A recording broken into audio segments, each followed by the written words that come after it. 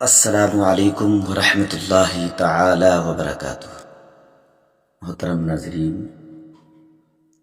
امید کرتا ہوں میرے تمام ہی منظری دواخانہ کے ناظرین اور سامعین بخیر ہوں گے۔ اللہ تعالی آپ سب کو سلامت رکھے۔ صلو علی الحبیب صلی اللہ تعالی علیہ وآلہ وسلم۔ آج ہم بہت ہی اہم دلچسپ معلومات لے کر آپ کے سامنے حاضر آئے ہیں۔ اللہ تعالی ہماری کوشش اور کاوشوں کو اپنی بارگاہ میں قبول فرمائے۔ اس دلچسپ معلومات میں بہت سارے سوالات ہیں اور بہت سارے سوالات کے بہت ہی سلیس زبان میں اور آسان انداز میں آپ کو ان کے جواب دینے کی کوشش کی گئی ہے۔ ان کو سنیے اور سمجھیے۔ سوال اور جواب سننے سے پہلے میں آپ حضرات سے گزارش کرتا ہوں کہ بہت جلدی سے ہمارے چینل منظری دواخانہ کو سبسکرائب کر لیں تاکہ اس طرح کی اہم اور دلچسپ معلومات آپ تک آسانی سے پہنچ سکے اور آپ انہیں سنیں اور سننے کے بعد ان پر عمل کریں۔ تو اس چینل کو سبسکرائب کر لیں اور شیئر بھی کر دیں، اور اس طرح کی معلومات سے سننے کے بعد آپ کو کتنا فائدہ ہوتا ہے اور آپ کتنا سنتے ہیں، کمنٹ باکس میں جا کر آپ اپنا کمنٹ ضرور کریں تاکہ ہمیں اس طرح کی دلچسپ معلومات آپ تک پہنچانے میں اور زیادہ دلچسپی اور ہم زیادہ سے زیادہ محنت کریں۔ بہت سارے لوگوں کا میرے پاس سوال آیا ہوا اور سوال کیا کہ عرفہ کیا چیز ہے، عرفہ کس دن کو کہتے ہیں، اور عرفہ کے دن روزہ رکھنے کی فضیلت کیا ہے، کیا حاجی بھی عرفہ کے دن روزہ رکھ سکتا ہے یا روزہ نہیں رکھ سکتا، یہ عرفہ کس دن کے اعتبار سے ہوگا، یعنی بندہ اپنے ملک کے اعتبار سے عرفہ کے دن روزہ رکھے یا پھر کس حساب سے روزہ رکھے گا۔ یہ بہت سارے سوالات ہیں۔ ان تمام تر سوالات کے جواب ہم آپ کو اپنی اس دلچسپ معلومات میں پیش کر رہے ہیں۔ توجہ کے ساتھ سنیے۔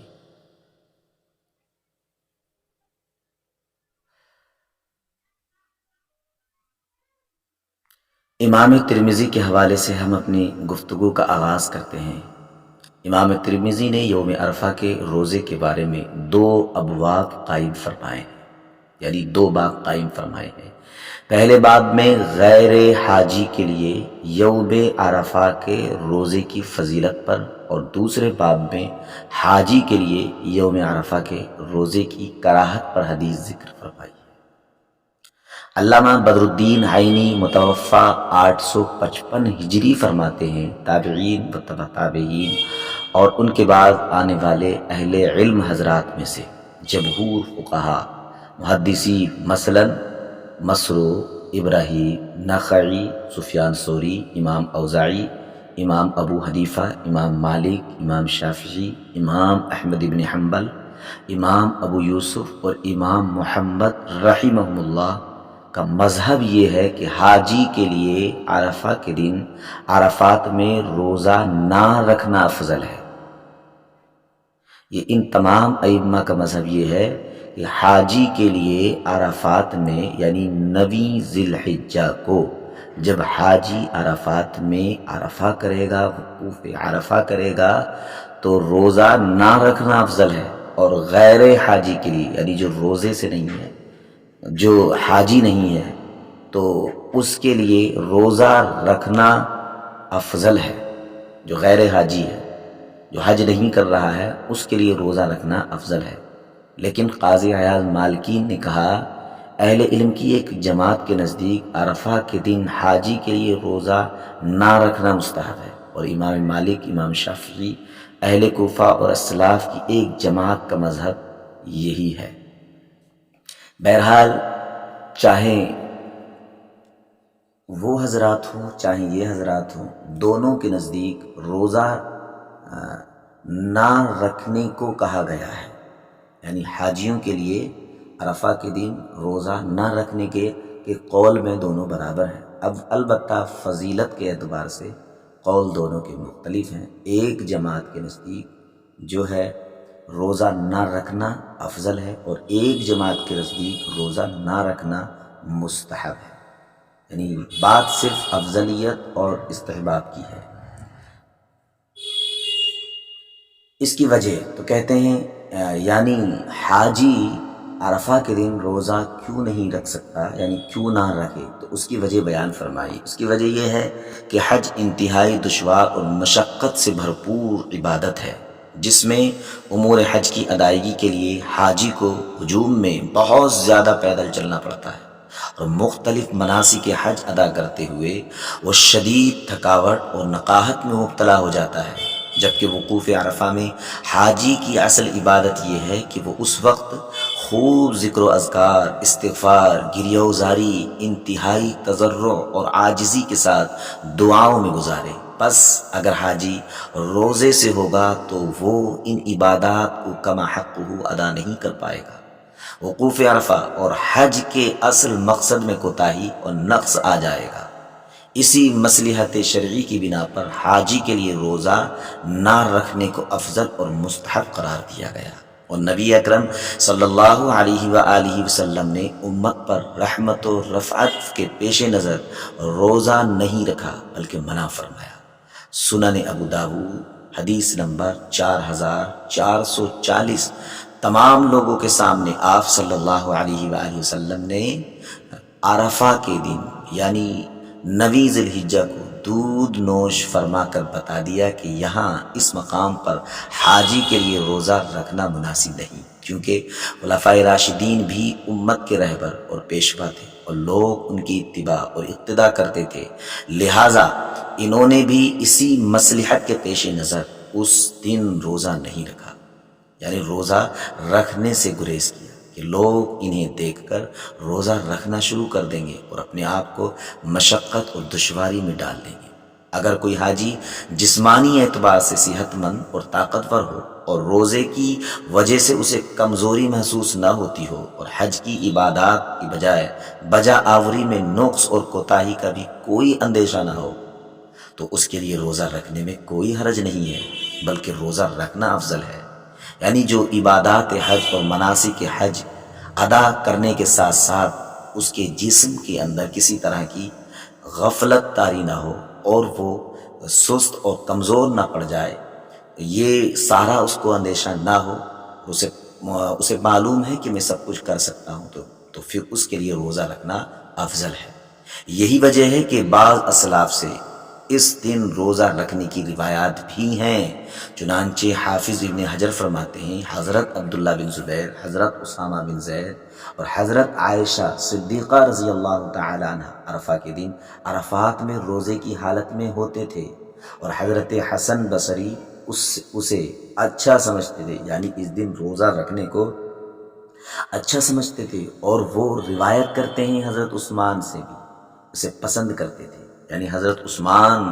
رضی اللہ تعالیٰ عنہ بھی اس کام کو یعنی عرفہ کے دن روزہ رکھنے کو پسند فرماتے تھے۔ فتح الباری جلد 4 صفحہ 238 پر بعض اہل علم نے عرفہ کے دن حاجی کے لیے روزے کی کراہت کی۔ ایک وجہ یہ بیان فرمائی کہ یہ ان کے لیے عید کا دن ہے، اور عید کے دن روزہ رکھنا ممنوع ہے۔ چنانچہ حضرت عقبہ بن عامر رضی اللہ تعالیٰ عنہ بیان کرتے ہیں نبی اکرم صلی اللہ علیہ وآلہ وسلم نے فرمایا یوم عرفہ یوم النحر اور ایام تشریق ہم اہل اسلام کی عید اور کھانے پینے کے دن ہے۔ ظاہر سی بات ہے جب عید کے دن ہے تو پھر اس دن روزہ رکھنا منع ہے۔ یہ حدیث سنن نسائی یعنی 3004 پر، سنن ترمذی 773، سنن ابو داؤد 2419 پر یہ مرقوم ہے۔ عرفہ کا معنی اور عرفہ کے دن کہتے ہیں عرفہ کا معنی ذو الحجہ کی 9 تاریخ کو عرفہ کہتے ہیں، اور جس جگہ حجاج کرام وقوف کرتے ہیں یعنی ٹھہرتے ہیں اس جگہ کا نام بھی عرفہ ہے، اور اسے عرفات بھی کہتے ہیں۔ اسے عرفہ کہنے کی وجہ تو بعض اہل علم نے یہ بیان فرمائی کہ زمین پر اترنے کے بعد یعنی ہمارے باپ اور ہماری ماں حضرت آدم و حوا علیہ السلام کی پہلی ملاقات اس مقام پر ہوئی تھی، اور انہوں نے ایک دوسرے کو پہچانا تھا۔ دوسری وجہ یہ بیان فرمائی گئی کہ جب جبریل امین حضرت ابراہیم علیہ السلام کو حج کا طریقہ سکھایا اور میدان عرفات میں ان سے پوچھا قد عرفت، آپ نے جان لیا؟ تو انہوں نے جواب دیا قد عرفت، میں نے جان لیا۔ بس اسی وجہ سے اس میدان کا نام عرفہ پڑ گیا، کیونکہ یہاں حضرت ابراہیم علیہ السلام کو حج کے رکن اعظم کی معرفت حاصل ہوئی تھی۔ واضح بات یہ ہے کہ اس مقام کو عرفہ اس لیے کہتے ہیں کہ زمین کا یہ حصہ اپنے گرد و پیش کے مقابلے میں بلندی پر واقع ہے، اور اہل عرب کے ہاں بلندی پر واقع شے کو عرفہ کہتے ہیں۔ اسی سے قرآن مجید میں سورۃ الاعراف آیا ہے، الاعراف، جو کہ جنت اور جہنم کے درمیان ایک بلند مقام کا نام ہے۔ حضرت ابو قتادہ بیان کرتے ہیں نبی اکرم صلی اللہ علیہ وآلہ وسلم نے فرمایا یوم عرفہ کے روزے کے بارے میں مجھے اللہ کی ذات سے امید ہے کہ یہ گزشتہ سال اور آنے والے سال کے گناہوں کا کفارہ بنے گا۔ گویا حضرت ابو قتادہ یہ بیان کرنا چاہتے ہیں کہ نبی کریم صلی اللہ علیہ وآلہ وسلم نے فرمایا کہ جو بندہ عرفہ کے دن روزہ رکھے گا اللہ تبارک و تعالی اس کے اس سال اور آنے والے سال کے گناہ معاف فرما دے گا، گناہ مٹا دے گا۔ یہ حدیث سنن ترمذی 749 پر موجود ہے۔ حدیث کے کلمات انی احتسب علی اللہ، یہ جملہ جو انی احتسب علی اللہ، یہ شک کے دائرے میں ہے، ایک ایسا دائرہ کو کھینچتا ہے، اس میں ایک پڑھنے والے کو تھوڑا زنجال پیدا ہوتا ہے، یعنی اس میں ایسا محسوس ہوتا ہے کہ ایک بندہ اللہ پر کسی چیز کو لازم کر رہا ہے، واجب کر رہا ہے، جبکہ اللہ پر کوئی چیز لازم و واجب نہیں ہے۔ تو کہتے ہیں حدیث کے یہ کلمات انی احتسب علی اللہ کے بارے میں علامہ ابن اسیر فرماتے ہیں اعمال صالحہ میں احتساب کا معنی ہے اخلاص للہیت، اور حصول ثواب کے پیش نظر کیے گئے اعمال صالح پر اجر و ثواب کا طلبگار ہونا، یہ ہے اخلاص کا معنی۔ علامہ طیبی اور دیگر شارحین فرماتے ہیں اصل تو یہ ہے کہ اللہ تعالیٰ کے فضل و کرم کی امید رکھتے ہوئے یہ کہا جائے ارجو من اللہ، یعنی احتسب علی اللہ کا معنی، انی احتسب علی اللہ کا معنی ارجو من اللہ، یعنی مجھے اللہ سے امید ہے، میں اللہ سے امید کرتا، کیونکہ اللہ تعالیٰ کے فضل و کرم سے امید و وابستہ کرنا ذات باری تعالیٰ کی شایان شان ہے، جبکہ اس حدیث میں اس کے بجائے احتسب علی اللہ کہا گیا ہے، جس سے وجوب اور لزوم کا معنی ظاہر ہوتا ہے، جو کہ اللہ تعالیٰ کی شایان شان کے خلاف ہے، یعنی شایان شان کے مطابق نہیں، کیونکہ اللہ تعالیٰ کے ذمے کوئی شے واجب نہیں، سو اس کے وہ اپنے فضل و کرم سے اپنے اوپر خود کوئی چیز لازم کر لے تو اس کی کرم نوازی، اس کی مہربانی، لہٰذا یہ اجر و ثواب کے حصول میں مبالغے کے لیے کہا گیا ہے، یعنی اللہ تعالیٰ کا فضل اور اس کی عنایت اتنی بڑی ہے کہ وہ چاہے تو چھوٹے سے عمل پر بندے کو ڈھیروں ثواب عطا فرماتے۔ بس عرفہ کے دن روزے کی فضیلت یہ ہے کہ اس سے اللہ تعالیٰ اگلے پچھلے 2 سالوں کے گناہ معاف فرما دیتا ہے۔ تو اس سے معلوم ہوا کہ جو بندہ عرفہ کے دن یعنی 9 ذی الحجہ کو حاجی کے علاوہ جو بندہ عرفہ کو روزہ رکھتا ہے تو اللہ تبارک و تعالیٰ اس کے اگلے پچھلے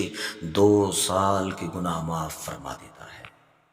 حضرت عبداللہ ابن عمر بیان کرتے ہیں ہم رسول اللہ صلی اللہ علیہ وآلہ وسلم کے ساتھ یہ روزے رکھتے تھے،